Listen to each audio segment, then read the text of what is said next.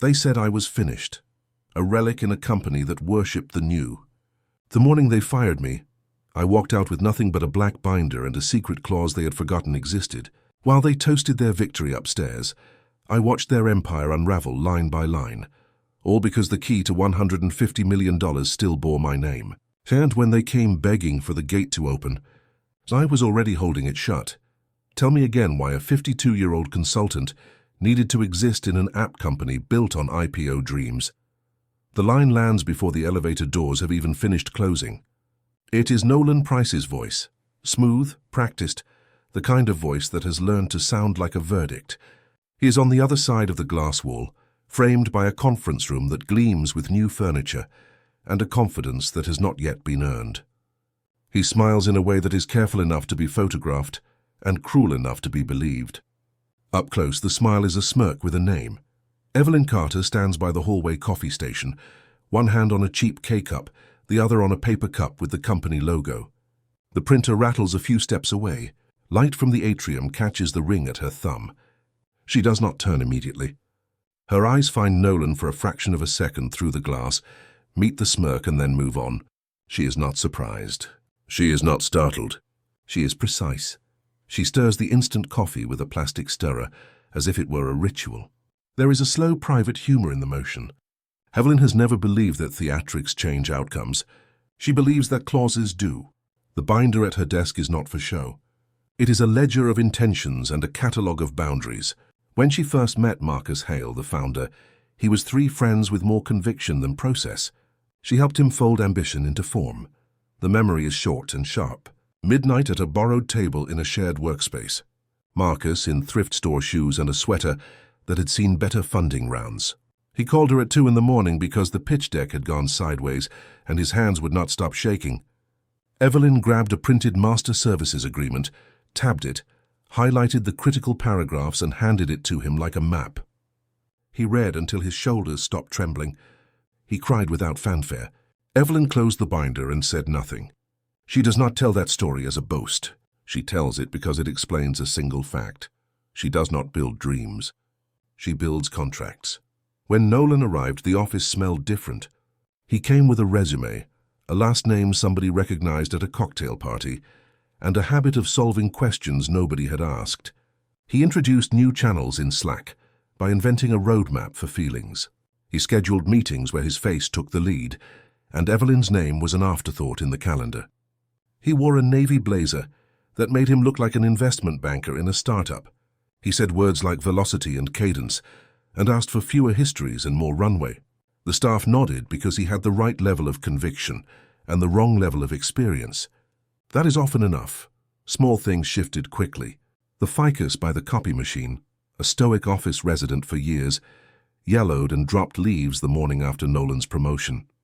Someone made a joke about bad feng shui. Claire Reynolds, the chief financial officer, shot Evelyn a look across the open-plan floor. It was a look that contained a question and a consolation. Evelyn returned a small nod. Rachel Moore sent a one-word text with a wry emoji. Noted. The exchange was brief, the kind of shorthand that keeps alliances stitched without making them a spectacle. At 6:17 on a Tuesday morning, a company announcement pinged every screen. It was a tidy message, exciting changes in leadership.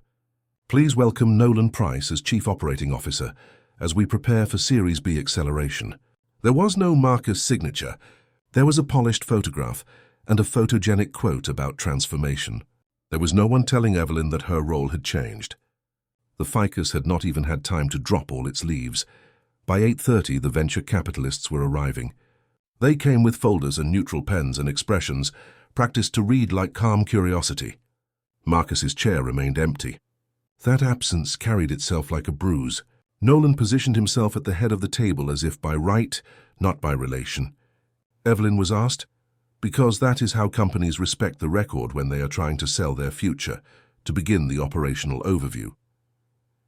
She opened her laptop with a small, habitual steadiness.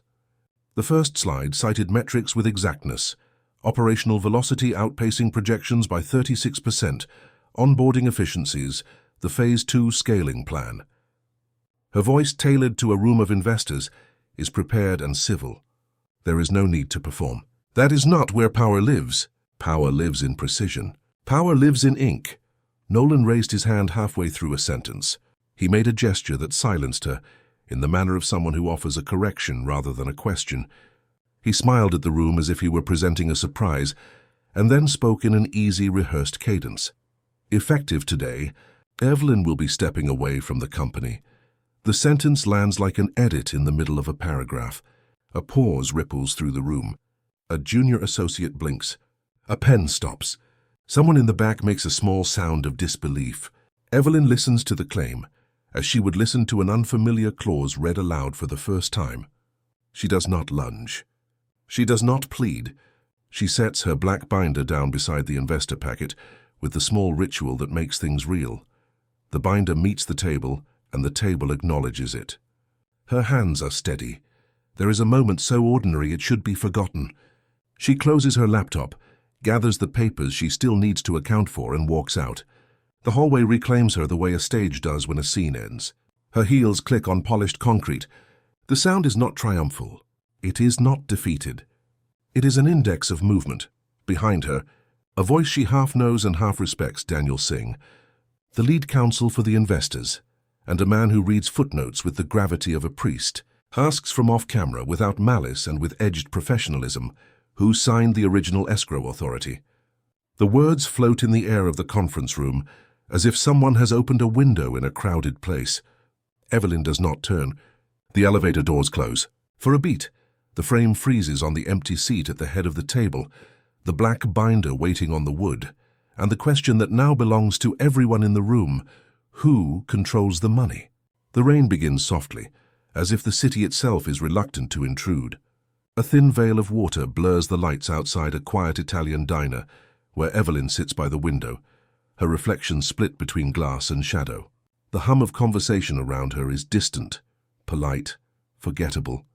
Across from her, Rachel Moore leans forward, elbows on the table, the kind of friend who knows when to speak and when to wait. Evelyn stirs her untouched coffee. The spoon clinks against the porcelain, measured, rhythmic, like a metronome keeping time for her thoughts. Her phone vibrates once, then again, then in a steady, relentless series of messages. Slack notifications, missed calls, a group thread named Executive Transitions. Rachel watches the screen light up, her voice quiet but firm. They are unraveling. Evelyn exhales, almost smiling. They will find the clause soon enough. Rachel tilts her head. Clause 11.3? Evelyn nods, eyes distant. The one Nolan never read. Outside, a bus sighs to a stop. The sound lingers like a memory. Evelyn's lips press into a line that might be satisfaction, but Rachel sees something else, a small crack in the armor. Did I miss something, Rach? Evelyn asks suddenly. The question feels heavier than the air deserves. Her tone is not self-doubt. It is something rarer, reflection. When you fight long enough, you start to mistake survival for success. Rachel says nothing. She knows the story Evelyn is remembering. Marcus's breakdown 2 years ago, the trembling hands, the midnight call, the binder that became his lifeline. Evelyn had built the legal spine of the company, and now she was watching someone amputate it, without anesthesia. A faint smile tugs at her mouth. Clause 11.3 names a person, not a title, she murmurs almost to herself. Escrow authority reverts to the original signatory in the event of premature executive transition. It was meant to protect Marcus, not me. Rachel's eyes narrow. And yet here we are. Evelyn nods, finally meeting her friend's gaze. Here we are. At headquarters, panic wears an expensive suit. The office that once smelled of ambition now reeks of coffee and anxiety. Claire Reynolds, the chief financial officer, stands by the window with her laptop open, reading and rereading the same paragraph. Around her, the legal team murmurs like a hive gone wrong. A junior analyst, barely 25 and trembling, makes the mistake of forwarding the wrong email thread. An unredacted copy of the Master Services Agreement. Within minutes, the document lands in the inboxes of every investor and counsel attached to the Series B deal. The effect is instant. Howarth Capital freezes the pending transfer. The wire halts midstream. The company's operational funds lock in limbo.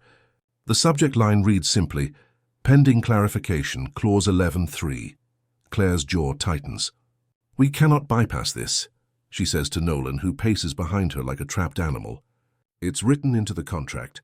The escrow account requires authorization from Evelyn Carter, personally." Nolan stops.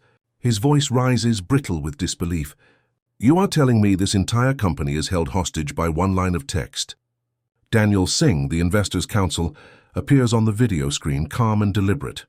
"Not one line," he says evenly. "One name. Yours is not it." The silence that follows is long enough to make the clock on the wall sound louder than breathing. That night, Evelyn sits in her small apartment, surrounded by half-unpacked boxes and papers that carry the smell of ink and consequence. The city hums beyond the window, indifferent, eternal. She has not turned on the lights. The glow of her laptop paints her face in cold blue. The cursor blinks in an empty email draft addressed to Marcus Hale. Her fingers hover over the keyboard. For the first time in years, she feels the ache of something she cannot define. Maybe regret, maybe fatigue. She remembers his voice the night she helped him draft the company's first real contract. "If I fail, will you still believe in me?" he had asked. "I will believe in the paper," she had answered. The irony is cruel now. Her thumb moves toward the delete key. For a suspended second, she considers ending it, erasing herself from the loop, letting the company bleed without her intervention. It would be easier, cleaner. But then she sees the reflection in the darkened screen, her own eyes steady, waiting. She presses save draft instead. The decision feels like a pulse. Morning brings no calm. Nolan tries everything. A reauthorization request, a substitute signatory filing, a plea to the investors framed as operational necessity. Each attempt meets the same response: denied pending compliance with Clause 11.3. Claire, weary but controlled, becomes the only voice of reason left in the room. She calls Daniel Singh directly, bypassing Nolan. Hypothetically, she asks, if Evelyn confirms release, the wire proceeds. Daniel's tone is dry but not unkind. "Yes, if Evelyn confirms, the deal breathes again." Claire leans back, eyes narrowing. "Then I suppose we should all start remembering who built the floor we are standing on." By late afternoon, the panic has matured into despair. The investors convene on a video call, faces illuminated by sterile light. Garrett Klein, senior partner of Howarth, adjusts his glasses and speaks without ceremony. "If Evelyn Carter does not confirm release by end of day," he says, "I withdraw my capital commitment. That includes the bridge round." The words hang like a verdict. Nolan opens his mouth to respond, but Claire's quiet interjection cuts through the static. "She warned you," she says simply. "You just never listened." Across town, Evelyn sits by the window, a cup of tea cooling beside her. Her phone buzzes again, another storm of notifications she chooses not to read. On the street below, a courier in a dark raincoat steps out of a sedan, a leather envelope in hand. He pauses, checks the address twice, and places the envelope at her door before retreating into the mist. Evelyn watches him go. The sound of rain against glass is steady, almost patient. She reaches for the envelope, opens it carefully. Inside is a single page, written in clean black ink: Board of Directors, Reconciliation Session, Private Attendance Requested. At the bottom, a handwritten note: "We need you to come back." Her reflection in the glass looks older, sharper, more human. She sets the letter down, whispering the words as if testing their weight. "They asked me to come back." The rain thickens. The lights fade. The frame holds on her face, calm, unreadable, infinite, before the screen cuts to black. The elevator opens on a floor that has been scrubbed of incidental life. The air smells faintly of lemon cleaner and new chairs. Conference room Omega waits like a courtroom. Nolan Price is already there, folded into a chair as if the furniture can hold him upright. Marcus Hale sits near the head of the table, paler than a photograph, hands folded as if in prayer or in calculation. Claire Reynolds is at the side, a ledger of determination in her posture. The investor counsel, Daniel Singh, occupies a corner of the screen, his face lit by the glow of legal certainty. Evelyn Carter steps out and walks toward the door. She is not theatrical. She does not enter like a heroine from a movie. She moves as someone who has chosen nothing less than terms for a return. Her coat is simple, her shoes practical. The black binder is in her hand. The camera does not need to search for drama. It finds it in the small detail she has changed. The edges of the binder are stamped now with her initials in a discreet, confident embossing. The mark reads like a signature and a challenge at once. No one stands to greet her. The room acknowledges her with a quiet that is closer to respect than to fear. She sits without being invited and places the binder on the table with deliberate gentleness, a motion that makes the wood remember gravity. Nolan looks up. His eyes flicker with a dozen strategies that have already been exposed as inadequate. He opens his mouth, the first movement of resistance, but Evelyn speaks before he can find his rehearsed cadence. "I do not want to litigate," she says. Her voice is even, practiced in the same way that a fine instrument is practiced. "I want resolution. I want operations to proceed, and I want the company to fulfill the commitments it promised to its investors." She slides a single document across the grain of the table. It is a consulting agreement. The terms are clean and unhidden. A 90-day term, sole authority to confirm the Series B escrow release, a 6-figure retainer payable upon signature, explicit limitation of involvement in internal personnel decisions, and a clause that removes Nolan from any direct control over escrow or financial signatory functions for the duration. The language is precise. The sentences do not shout. They do not need to shout. Nolan inhales as if trying to inflate a balloon whose hole he cannot find. He protests, starting with the practiced indignation of someone who has been surprised by precedent. "This is not sustainable. You cannot simply," he begins, but Claire interrupts with a look that is both final and simple. "You fired her in front of investors," Claire says. The phrase contains no accusation and no entreaty. It is a fact that sits in the room like a closed door. You attempted to reassign an irrevocable authority without the required notice. You cannot problem-solve yourself out of a contractual obligation. Marcus watches the exchange as if watching a map unfold. He speaks rarely, but his voice carries the weight of consequence. "We need the funds," he says. There is a tiredness that is not shame, but rather the exhaustion of someone who understands that both vision and paperwork are required to keep a company breathing. Daniel flips open his iPad and brings up a scanned page. He sets it facing the camera so that every counsel, every investor on the line, and every member of the board sees the same indentations and the same clause. Page 47, Clause 11.3. The camera lingers on the typed name. The clause names Evelyn Carter as the controlling signatory. Daniel's finger traces the line as if to underline a wound that refuses to heal. By the terms here, he says, the escrow requires her authorization. Absent her approval and the co-signed succession documentation, we cannot release funds. His voice is simple. The instruments of finance respond to simple statements of fact. The room tightens. Nolan attempts to argue about modernization and agility. He speaks about velocity and risk. He gestures, and his gestures look like the movements of a man who has been practicing enthusiasm as a curriculum vitae. Claire does not counter with rhetoric. She counters with a question of consequence. If we do not secure the release today, who loses more?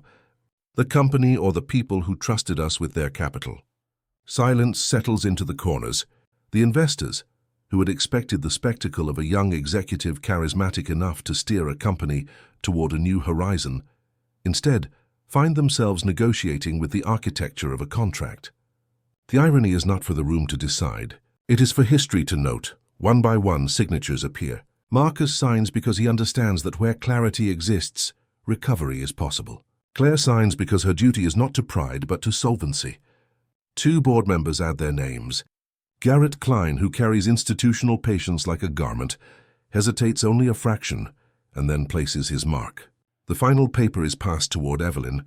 She signs with the same steady hand she had offered Marcus in the past, the same small, unembellished stroke that had once calmed him in the middle of a storm. Daniel nods, the legal equivalent of a bell. He steps back from the camera and sends the instruction to Howarth Capital. Proceed upon confirmation from the named controller. A minute passes.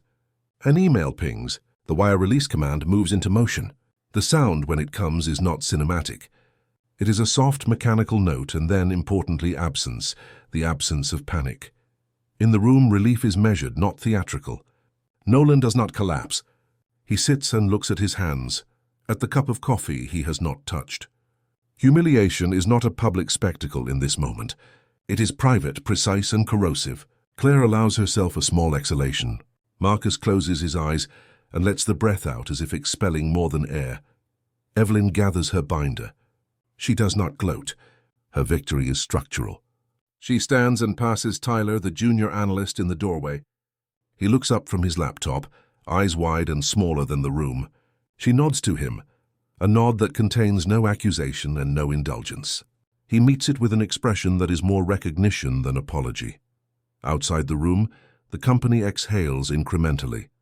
Calendars unblock. Slack channels begin to fill with neutral messages, then more hopeful ones. Investors return to scheduled calls. The ficus that had shed its leaves the week before remains a quiet testament to a poor omen corrected by a steady hand. Garrett Klein asks to meet Evelyn on a rooftop later that day. The offer is simple, professional, and large in consequence. Beacon River Capital would like to discuss partnership. She hears the terms, and an absent, short curiosity lights behind her eyes. She smiles, small and closed, and declines the overture to build under someone else's terms.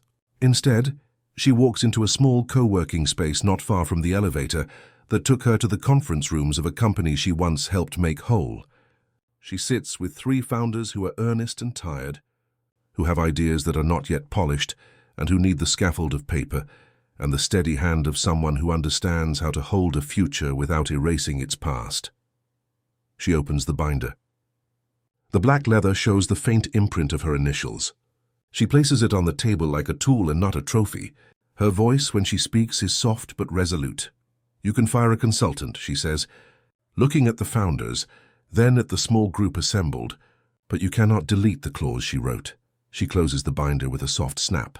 The sound is ordinary and final. The new logo, stamped in gold, reads Carter Strategies. The camera draws back, and in the distance the city continues to move, oblivious and insistently alive. The frame holds on Evelyn's face for just a beat longer. She is not triumphant in a way that requires applause. She is simply present, the steady hand on a map that others will choose to follow or ignore. The screen fades to black, leaving only the echo of the snap and the sense of a beginning rather than an end. In the quiet that follows every storm, there is always one sound that lingers, the echo of what was learned. Evelyn Carter's story is not just about revenge or victory, or even justice. It is about the quiet strength that comes when a person refuses to let others define their expiration date. They called her old blood, a relic from another era. Yet it was her ink, her discipline, and her calm precision that held the company's veins together when the noise of ambition tried to tear it apart. In the end, it was not her anger that saved her. It was her understanding that power, when rooted in clarity and integrity, does not need to shout. We live in a world that worships speed, new titles, new systems, new faces. But the truth Evelyn leaves behind is unshakable. Experience is not rust. It is the foundation beneath every skyscraper of success. The ones who remember the old maps are often the ones who save the new cities from burning. She did not destroy the company that betrayed her. She stabilized it. She walked away without a headline, but with her name embossed on the clause that could not be erased. That is what real legacy looks like, the kind that doesn't fade when applause ends. And perhaps that is the quiet invitation this story offers to each of us, to remember that being underestimated is not the same as being defeated. That dignity can be sharper than revenge, and that sometimes the greatest act of defiance is to remain indispensable in silence. If Evelyn's story resonated with you, if it reminded you of a time when you stood alone against a tide that forgot your worth, share your thoughts below. Tell me what you would have done in her place, because stories like hers are not finished. They live on in those who listen, reflect, and rise again. And if you believe that every quiet fighter deserves a voice, stay with us. There are more stories waiting, of resilience, reckoning, and the kind of redemption that only real life can write. Subscribe so you do not miss the next chapter. For now, the city sleeps. The rain has stopped. But somewhere in an office that once tried to erase her, a contract still bears her name. And in that small, silent detail, she endures.